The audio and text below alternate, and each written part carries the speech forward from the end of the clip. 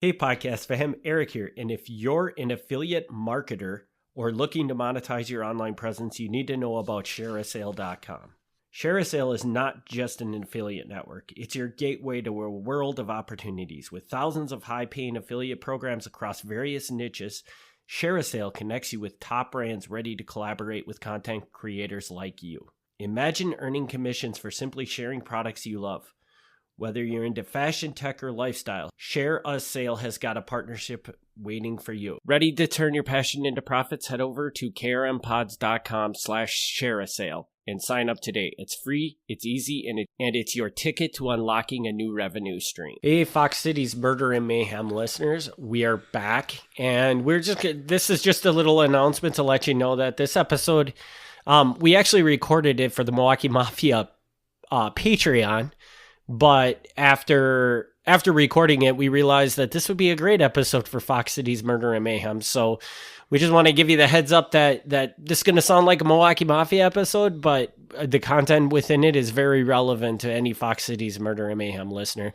So, and also if you are a Patreon member on the Milwaukee Mafia podcast, you can skip this podcast because you probably already heard it in the Patreon. So... anything else you want to add, Gavin? Or yes, there is no murder or mayhem. Yes, there is not murder and mayhem at all. There's a little Al Capone talk. Yeah, there's no murder or mayhem, but because Kakana came up, and we love referencing Kakana whenever possible on this podcast, we're going to throw it on this And feed. it is a very local place that, you know, everybody in our area should know this story, and where else are you going to hear it than here? So... yep, very good. So we'll take the episode away. Thanks, everybody, for listening. You're listening to Fox City's Murder and Mayhem, your bi-weekly dose of true crime history in a small rural community of Wisconsin. Hey, Milwaukee Mafia Patreon members, we're back with another episode. I'm Eric. I'm Gavin. And Gavin, are we going on a Capone hunt? We are going on a Capone hunt. There's not going to be a lot of Capone in it, I'll tell you right up front. But yes, we are. Cool. So we're headed to Two Rivers, I believe. Is that? Well, I guess you're it's going in the Maribel. right direction. It's actually in Maribel. It's in Maribel, and I guess even that it's technically in Cooperstown. I guess technically. Okay. Yeah. Never heard of it. That's probably the only thing in Cooperstown. Well, yeah. So I had always assumed that the Maribel Caves were in Maribel, but apparently because they're outside of the city limits of Maribel, they're technically in Cooperstown. I don't know. Whatever. It doesn't really matter. So those who don't know about the Maribel Caves, as Eric said, are kind of by Two Rivers. They're near Two Rivers, Manitowoc. They're a little bit south of Green Bay. Not a great way to really describe that. They're by Denmark, if somebody knows where Denmark is. I'm not really... Are they right off the exit, though, of 10 in 43? I don't think so. I thought they were. They might be near it, but like there's not like a... They're off of 141. Okay. So they're off of like an offshoot of 41. Okay. But yeah... They're north of Whitelaw. If people know where that is, I mean, it's hard to explain where they are because they're surrounded by like little towns you would never go to. I know the towns because I live in Northeast Wisconsin, but yeah. And if anybody is in the area and has never been to the Maribel Caves, it's worth a check out. Absolutely, no, 100%. They are cool. Yeah, especially if I don't know, Gavin. Have you ever been into the caves? Not really. Just a few feet, not really into them. Yeah, I see. And I went there one time, and there was actually one of the excavator guys or whatever was there, and he was taking people on tours of that's the cool. inside of the cave. And wow, you want to talk about having your mind blown? Because they are actually very large caves. Yeah. You know. Well, we're going to talk about that, so that's cool. That is cool. All right, so we're going to talk about the Maribel Caves, and yes, this episode exists because it's a Capone hunt. There are stories of Capone. There are stories of John Dillinger.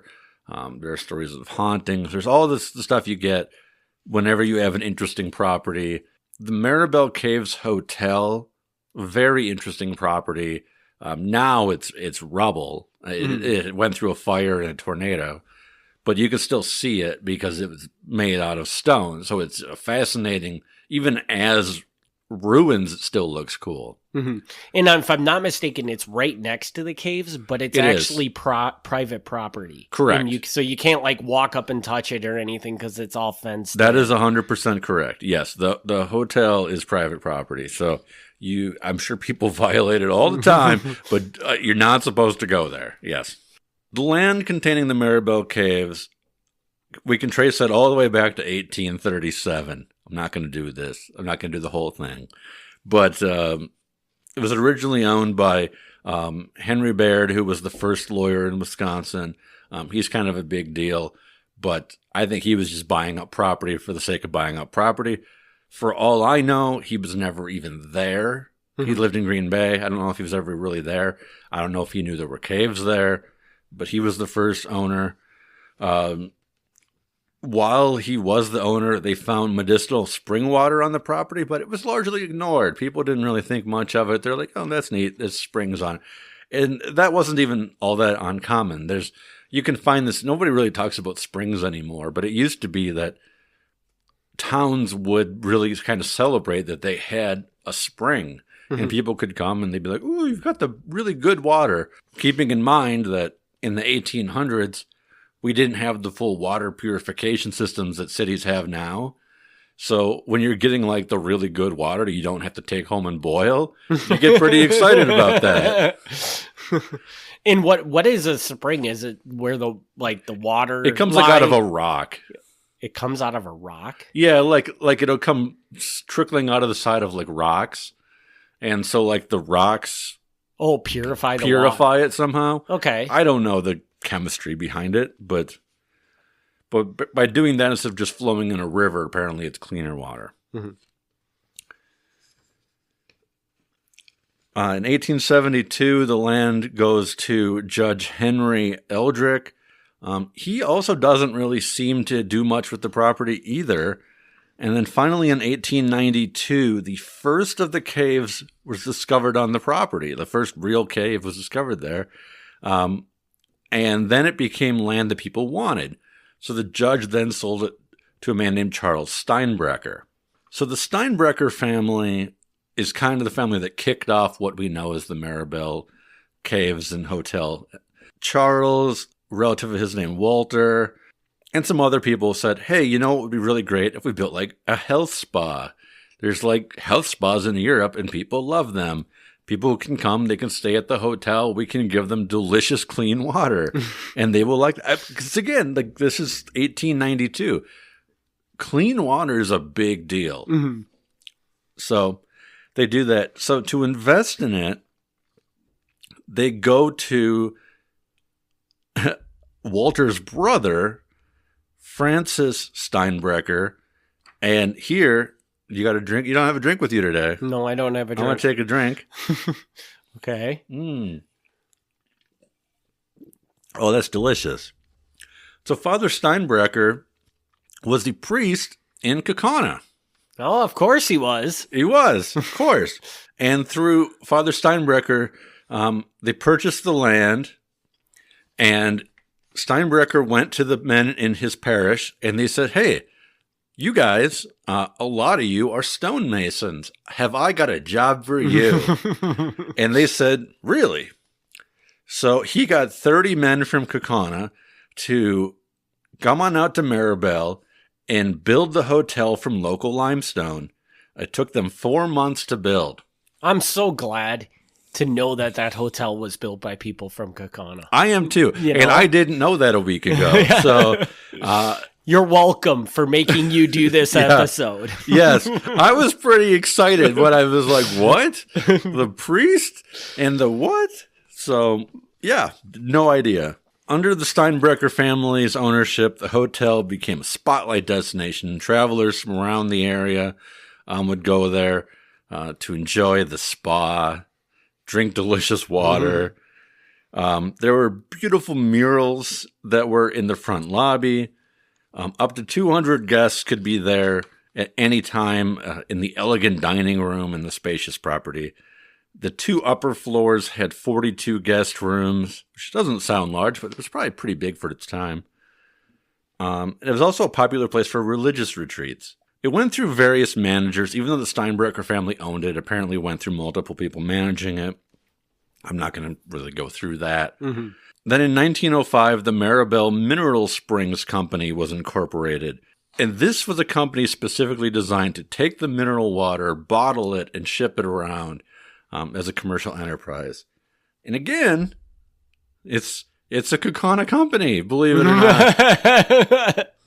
Nice. Heading it up is John Brill, a man from Kaukauna, and he is joined by J.H. Camps of Appleton, G.T. Moskies, I'm probably saying that wrong, of Appleton, and Mrs. Charles Steinbrecher of Maribel, one of the Steinbrechers, of course. Being a part owner, of course, makes sense. They showed up with $75,000 in stock, which is a significant amount of money in those days. The water from the spring was bottled and shipped all around the Midwest, Milwaukee, Chicago, Minneapolis, all over the place. They told the press the water has been shipped out to some extent, but on a small scale, as there was no railroad facility. The springs are situated near the Maribel Summer Resort, halfway between Green Bay and Manitowoc. A large hotel owned by the company is a short distance from the springs. The Chicago Northwestern Road is now building here, and the shipping difficulty has been overcome. So, again, we got to keep this in mind. This is 1905 when they're bottling the spring water. Cars aren't really a thing yet. Mm-hmm. So unless you want to load up a wagon and drive it around, like, you're not selling this water.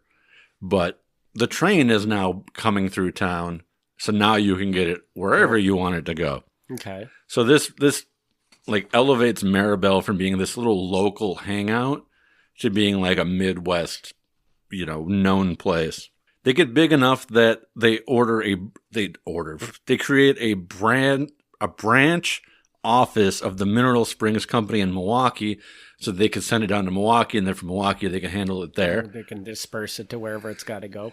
The Milwaukee manager of the Mineral Springs Company is a man named Andrew Essling from Kaukauna. I was just going to say, and he's going to be from Kaukauna. He's from Kaukauna, but he moved to Milwaukee to be the branch manager there. The company's successful. It expands from $75,000 in stock to $100,000 in stock, and they enlarge their bottling plant. More managers come and go. Then I don't know what happens, why this happens, but in December 1923, Father Steinbrecher takes out a mortgage on the cave property from First National Bank of Appleton. I'm not sure why he's taking out a mortgage.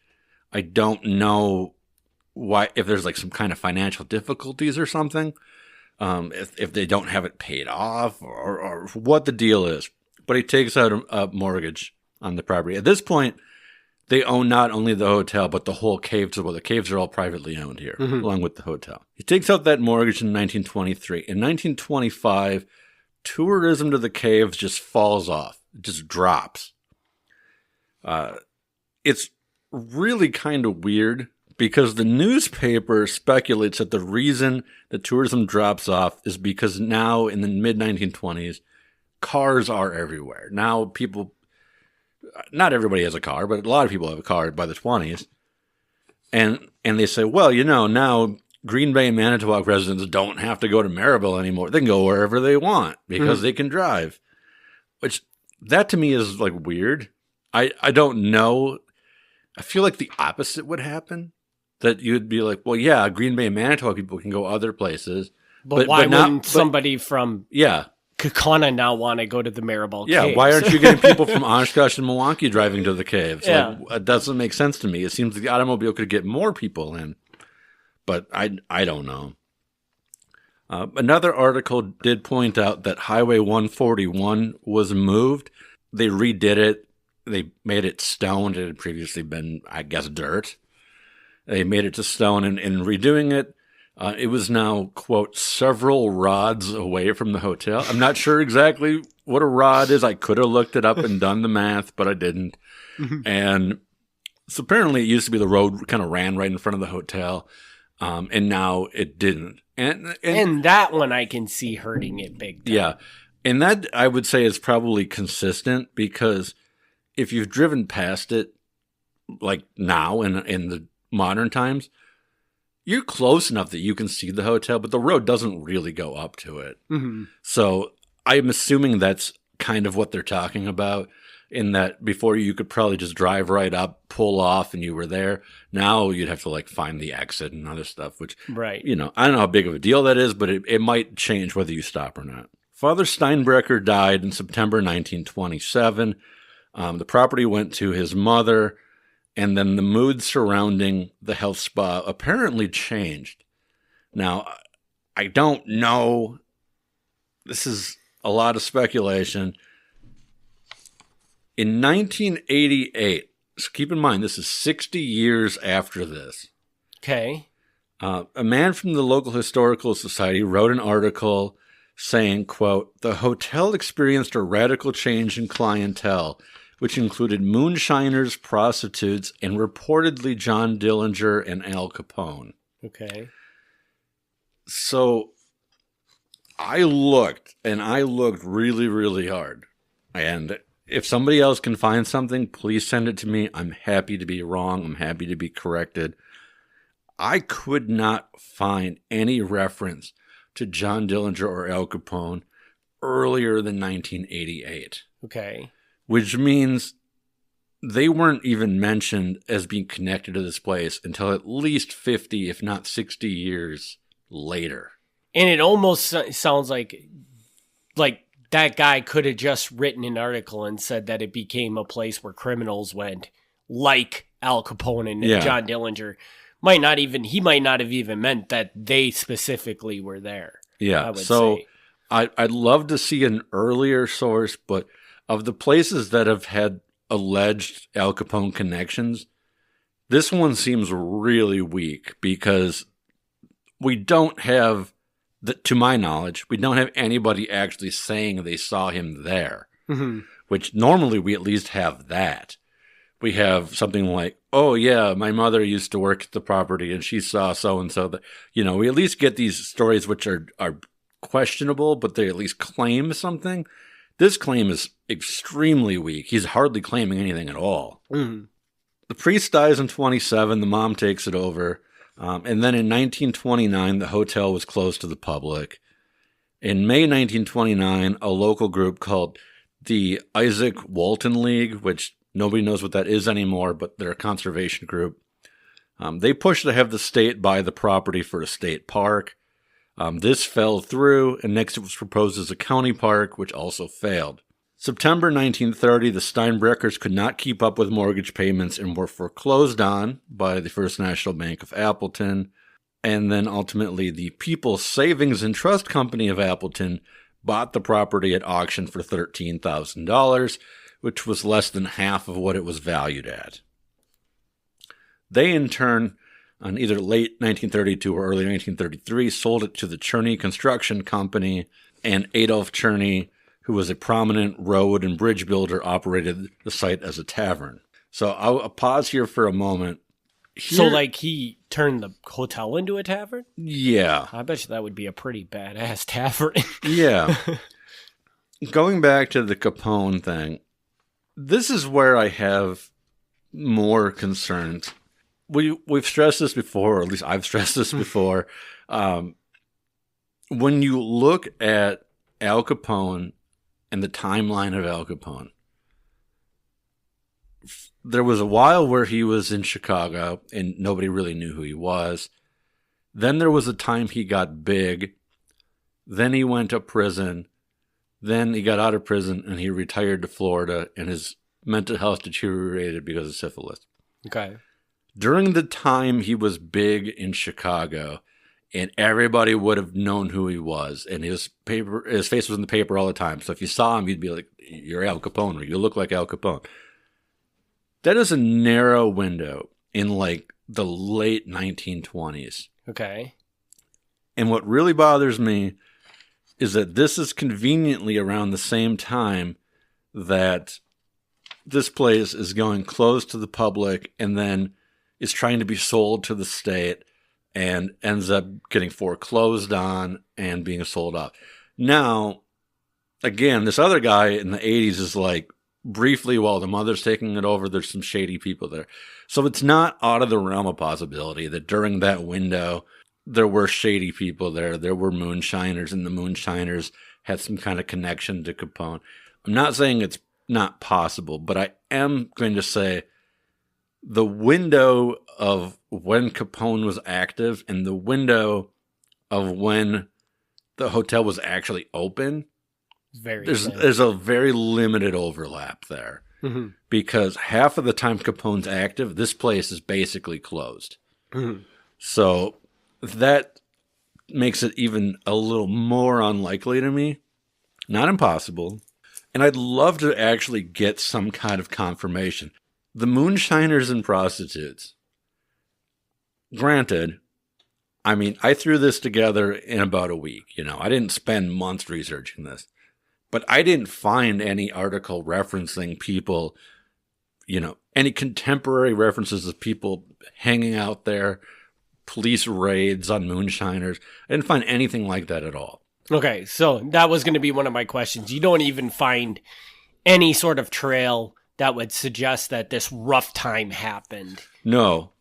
At the Maribel Caves. No. Or at the Maribel Hotel, I guess. The Maribel Hotel is, there's nothing, at least in the newspapers, that suggests anything criminal ever happened there. At all. Not even no Capone, nothing criminal.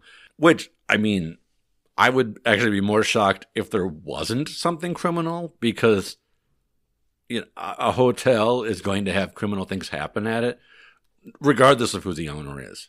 That's how hotels work. People come and go out of hotels, and people do weird shit in their hotel room. That's how a hotel works.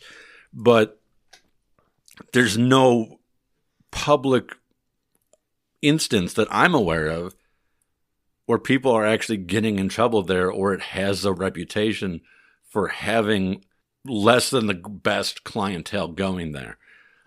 Again, this is what I put together in a week. If somebody spent months researching this, they could probably find something, but it wasn't immediately obvious to me. All right.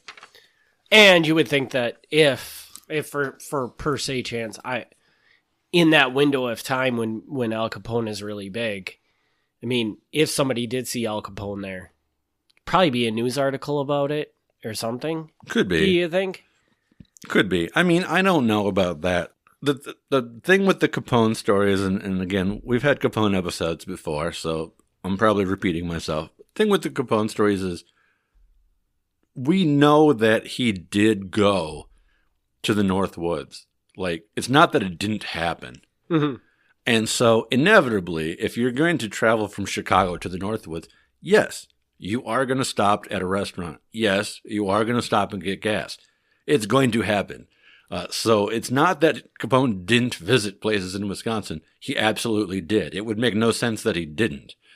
But yeah, a lot of it, it's not like every time he did that, they ran to the newspaper and you won't believe it. Al Capone got some gas. He had one of my hot dogs. No, it didn't. That wasn't like that. So what you're suggesting by saying that is that basically maybe he did go to the Maribel Caves, but it was an overnight stay while he was on his way to the next place. Basically, this wasn't more than likely there would be some sort of evidence if this was a place he frequented on a regular basis. I think so. Yeah, and I think that's generally the claim, is that he stayed there on his way up north, which is not impossible. It certainly could have happened. It makes some level of sense. I mean, if you go straight north from Chicago before curving over to, the middle of North Wisconsin, yeah, you could go past Manitowoc and Green Bay. That's very reasonable. Or if he was going up to Door County, because people like to go to Door County, that's a reasonable place to be. So I'm not saying it didn't happen, but it's not like he was known for it, or it was known for him being there. And I just find it funny that, prior to you saying anything about the Maribel Caves or the Maribel Hotel, I'd never heard. You'd not heard that one? I had not heard that one. But that said, there are probably people out there that strongly believe that this actually happened. And in a week's worth of research, what you could find is somebody wrote an article in 1988 that suggests that Capone and Dillinger could have been there. Yeah. Yeah. Long story short, what I think happened, this is my guess, is the building looks freaking cool. Yeah. And so people want to tell stories about this really cool building. People can look at, obviously I can't show you the picture because you can't see me, but you can look it up, like pictures of before the fire and the tornado. Like, it's a freaking castle. Mm-hmm. Like, it's a cool looking place. So yeah, people are going to tell stories about what goes on in this sweet castle. So that doesn't surprise me at all. And I think having the fire and the tornado probably only made more stories instead of, getting rid of them, because now you've got this, I don't even know what it looks like now. The last time I saw it, it was like a wall and part of a tower. Like, it wasn't even a lot still standing. It probably looks even worse now. Out of curiosity, did you come across who owns this property now? Currently, I did look it up, but I don't recall. It wasn't anybody notable. But it's just an individual owns it. Yes. Because I'm just curious, like you said, it's a cool building. Yeah. Do something with it, Or sell it to somebody that's willing to do something with it. But maybe it's just one of those things where it's nowhere. Yeah. So, what do you do with it? Yeah. But so from the 30s to the 60s, this Adolf Cherney guy owns it. Again, this guy is a big deal. Name means nothing to me, but this construction company was really big, like in the Manitowoc area. He's building stuff all over the place. In 1963, he sells off the cave property, 75 acres, to Manitowoc County for $16,000, and it becomes the first Manitowoc County park. The remaining property with the hotel, he keeps, and the family owns it until the 1970s. Following them, there's a few different owners. A man named Stanley Jerebeck owns it for a while. Then in 1976, it sold to Richard Wagner. Wagner, coincidentally, probably not coincidentally, probably on purpose, was a great-grandson of Charles Steinbrecher, the original proprietor of the place. Then Jeff Miller runs it from 1981. Finally, Bob Lyman, who is the Manitowoc County Historical Society president, purchases the property. This is the guy who wrote the article in the 80s. He purchases the property. He says at this point, it had gone through fires and vandalism, and he wanted to kind of save it from being completely demolished. He has passed on, so it has since been sold again. Yeah, it's gone through a few hands. So yeah, Bob Lyman writes that article when he's the owner, and I don't know him. Like I said, he's deceased, but I get the impression he kind of puffed it a little bit. Yeah, and maybe he was trying to get some buzz around it to maybe see if he could do something with it. But the crazy part about it is whoever owns it, just at least sell it to Manitowoc County so that they can make that part of the park too. Yeah, maybe. I don't know. It's I don't know what to do. So now that's pretty much the end of the story as far as that goes. But there's a side part I want to talk about. You had kind of mentioned it at the beginning, and it's about the caves. Okay. This blows my mind. This to me was the most interesting part of this whole story. And everyone listening is going to be like, that's not interesting. But, except for maybe me. Okay. So you said you went to the caves and the excavator guy was there. Yeah, somebody was there that worked on the caves, and he let us in and he took us on a tour into the caves. So here's what is wild to me. At the caves, there's what's called the New Hope Cave. And the New Hope Cave is the largest cave in Manitowoc County, the largest known cave in Manitowoc County. Okay. It was discovered in February 1984. Blows my mind that this property is active for at least 100 years until they found this large cave. Now, from there, the Aqua Dulce Cave is discovered in 2003. by this like group that goes in with the caves. And it's a smaller crawling cave, but it goes back about 30 feet. Tunnel Passage was discovered in 2005. It's about 20 feet long, 3 feet tall. Split Rock Cave was discovered in 2008. They were out there in the winter and they noticed steam coming out of some cracks. So they went in and kind of like wiped away some dirt, and they found this another cave, which was big enough where they could actually sit up in some domed areas inside of it. This is wild to me that like these caves have been here, I mean, forever, but people have been visiting them for a long time. And still, like in the last 20, 30 years, they're finding more caves. I'm just wondering if it just took them that long to get people to actually go in there and, you know, look at like what is here. You know what I mean?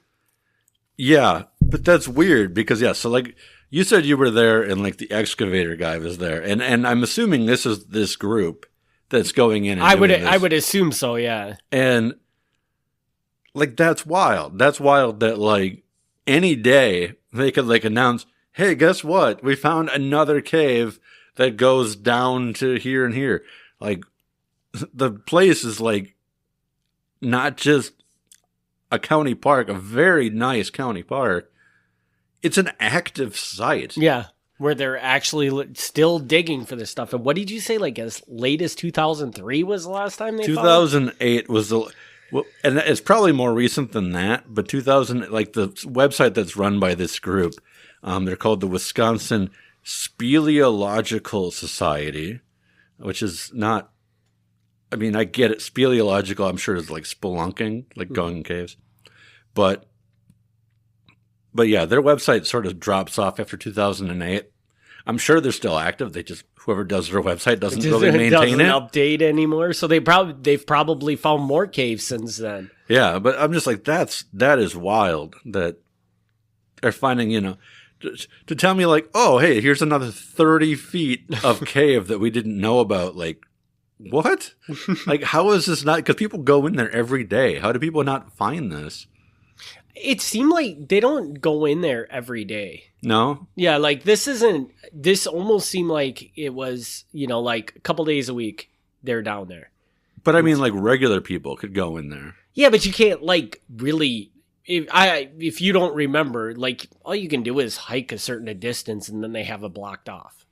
Oh, really? Yeah, you can't. They block it off? Yeah. So like Rude. You can tell that there's caves because they'll leave like a little crawl space. But as soon as you start crawling down there, if you crawl like 20 feet, there'll be a cage door over the rest of the cave, so you can't go into the caves. Okay. That's why it was really unique the time we went there and the guy was there because that door was open. And he's like, come on in. And he took us into it. And then it collapses and no one sees you again. And I assume the one I went in was the first one you mentioned because this one, for the most part, we could walk standing up in it. So that must be that really big one. I forget what you said the name of it was. New Hope Cave. Yeah, that must have been the one we were in. But yeah, so this story, it's not interesting in the crime sense of it being interesting because I found nothing. But it was interesting to me in the things I had not expected. Mm-hmm. Learning more about the caves was interesting to me because like the caves are cool themselves, but to know that this is still like an ongoing thing, that was really cool to find out. And obviously the Kaukauna connection, I always get excited about that. Yeah. This almost would have been like the perfect episode for Fox Cities Murder and Mayhem. And maybe we should put this in the Fox Cities Murder and Mayhem feed. Yeah, I had thought about that. I'm like, there's no murder or mayhem in this, but I'm like, it actually is kind of a Fox Cities episode in a way. Yeah, so. I might actually do that if you're okay with that. Oh, it's up to you. You're hosing the Patreon members out of this paid content if you put it on the public feed, but I'm not going to stop you. They get more than enough original content for their $2 a month. Yeah, that's fair. Sorry, Patreon members. So I guess where we can end up with this is probably not a Capone hangout place. Probably not.